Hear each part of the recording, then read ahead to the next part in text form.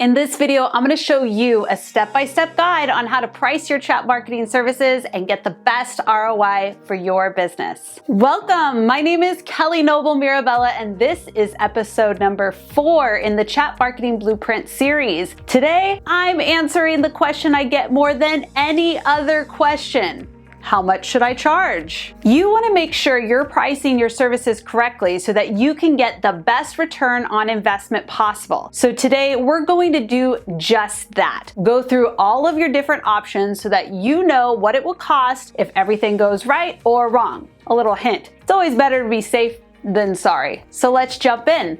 Once you know what services that you want to offer and whom you want to serve, which we covered in the first several episodes, you can figure out what it is that you want to charge. First, figure out how much each client will cost to serve. Expenses are your most significant outlay, so I always start with those. Let's look at the range of typical cost for starting a marketing agency. That's right, before you know what to charge, you have to know your cost. Some of the costs of doing business include payment processor fees, the tools you use, utilities, rent, internet, freelancers, subcontractors, and of course, your salary. I personally hate accounting, so I've hired a CPA and an accountant to handle my books, but let me break down the basics for you now. Revenue minus cost of goods sold minus expenses equals net revenue. Now, most digital agencies won't have the cost of goods sold unless they're manufacturing something, so the formula would be revenue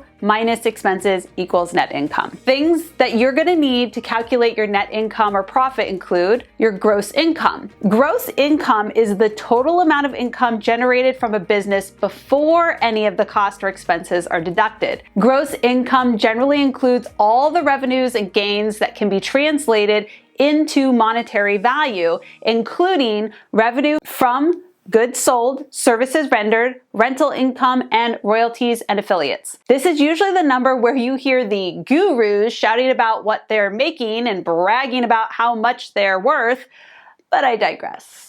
If you have ever been employed by a company, then you know that they pay most of these expenses. More than likely though, if you're here, you're the owner of your own marketing agency, or you would like to be the owner of your own marketing agency. So now it's up to you to cover all those costs. There is one more thing I need to mention before we get too far along with the discussion: taxes. Not putting money aside to pay your taxes quarterly or yearly will create a financial strain on you when the tax man comes calling. Trust me, I know from experience. It's always a good idea to put at least 20% away from all the income that you're making to pay taxes. There are numerous sites out there that will help you figure out your taxes for various situations. Here is one example that I found on the internet. I'll go ahead and put that link in the description as well. Whether or not you have an employee or two with you, then you probably need to pay both state and federal income taxes each year, and likely need to pay state taxes in every state you do business in. I know it sucks, but it's the way it is. By the way, if you're not located in the United States, where I'm at, I'm not going to be much help to you when it comes to the tax arena, but stick with me, more on pricing in just a bit. Now, I highly recommend that you hire a tax accountant to help you with this. For me, my tax accountant was one of the best investments I made early on in my business, and I still employ the same accountant today. We'll talk more about cost and auditing your expenditures in a future episode, but for now, know that being aware of your costs is extremely important to deciding what you need to charge to cover those costs and make a living, not to mention make it worth your while. Now that all that is out of the way, let's discuss the differences between hourly pricing versus package and/or project pricing. Pricing your marketing services is an essential part of running a successful business. You need to figure out what you can charge that will cover,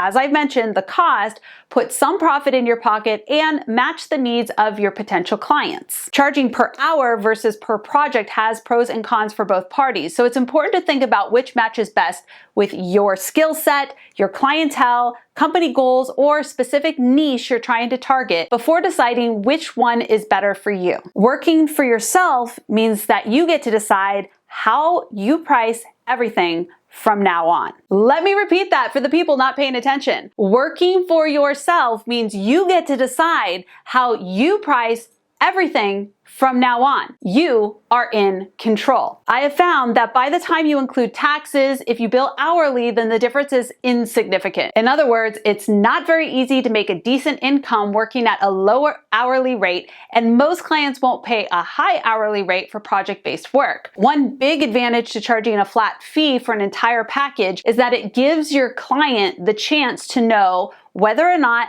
they are getting their money's worth before they even get invested too far in one project. Pricing for chat marketing and other marketing services is strongly dependent on the services that you offer, your experience, and most importantly, what the client and the market can bear. Okay, I know what you're thinking. Sure, Kelly, that's all fine and good, but what should I actually charge for my services? Okay, here are some starting points, but remember, your market, expertise, and target client will impact your pricing. If you're charging per hour for services, you should start between $60 and $150 per hour. Once you've gotten confident to charge that much, you should increase your price every 6 months until you no longer seem to get clients. If you're doing consulting, one-on-one training, or coaching, you can actually charge more. Your pricing should start at $150 and go up every 6 months with the same strategy. So start with the pricing you're comfortable with. Of course, taking in consideration your costs, be sure that you continually raise those prices as your confidence grows. Here's a pro tip. You will never charge what you're worth until you take the leap and charge what scares you. In other words, don't be afraid to ask for more, because when you get it, it becomes so much easier to ask for more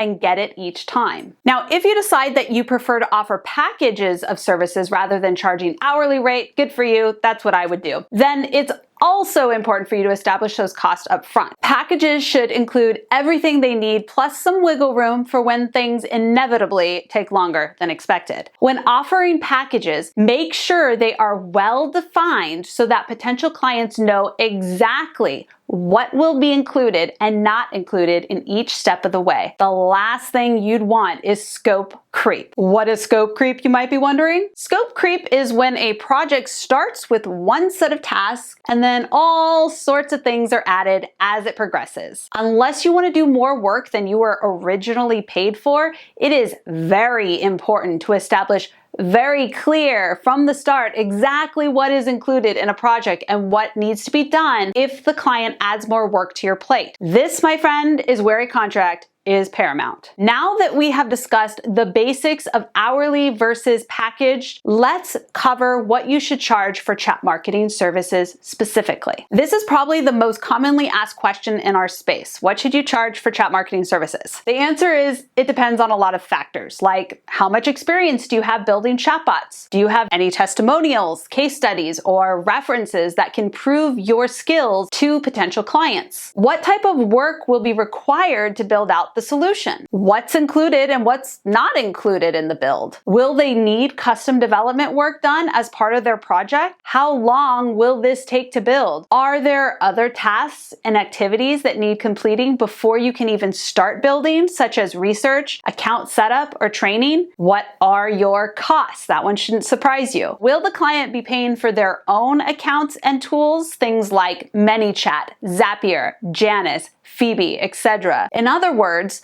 there is no one size fits all. I coached 4 different chat marketing agencies, and here is what they told me they were successfully charging. $10,000 to $20,000 for a setup fee with a monthly retainer ranging between $300 and $800. Another client had a $5,000 setup fee. Another one, a $2,000 setup fee. Another one was charging $500 for a basic chatbot flow. P.S. This person was not charging enough. As you can see, there is a huge range here, and what works for one niche will not necessarily work for another. The truth is, you set what the market lets you charge. If you can make your clients money, you can charge more. I found this graphic a couple of years ago floating around in one of the messenger groups. I think it still pretty much holds today, and it will give you a really good idea of where to start with your pricing. But remember, this is just an example, so you could charge more or maybe less. There are many more tips for pricing your chat marketing services, but these should get you started. There are also several pricing models that you can consider when offering chat marketing services. These structures can include a one-time payment. You could do ongoing, which is when the client pays up front for the domain build and then ongoing management and maintenance. And you could do payment plans. There's licensing, which is when the client pays for the chatbot, then pays for the rights to continue to use that chatbot through licensing. This also works when you're selling templates. And of course, an hourly retainer,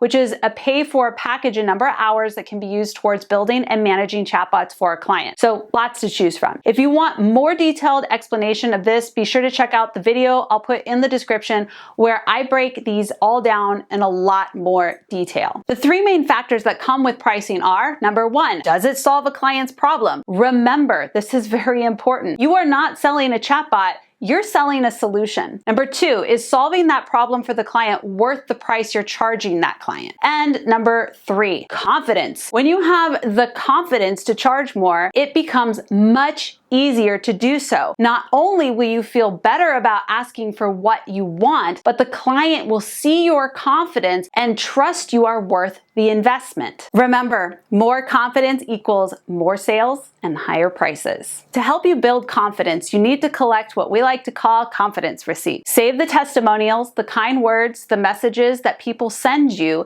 that help you see you're doing a great job. Review them when your confidence wanes. Remember, you are helping solve a problem. When you help solve problems, you're doing good. Never feel guilty about selling and charging for the valuable services that you have that actually help solve people's problems. As someone who teaches people about messenger marketing, I work with a lot of agencies. And if there is one thing that I learned, not only from working with these agencies, but also from running my own digital marketing company over the past 11 years, it is that there is no magic formula that is specific to chat marketing. There are, however, universal truths and strategies for the majority of businesses and agencies out there. While you want to adjust these universal strategies depending on whom you serve and what they need solutions for, the premise is the same. Solve your clients' problems. Stay tuned for the next episode when we will break down how you can discover your clients' pain points and help them solve those problems. If you're enjoying the series, please give me a thumbs up and share. If you have questions, go ahead and post them in the comments. Thank you so much for tuning in. I'll catch you next week with another episode of the Chat Marketing Agency Blueprint.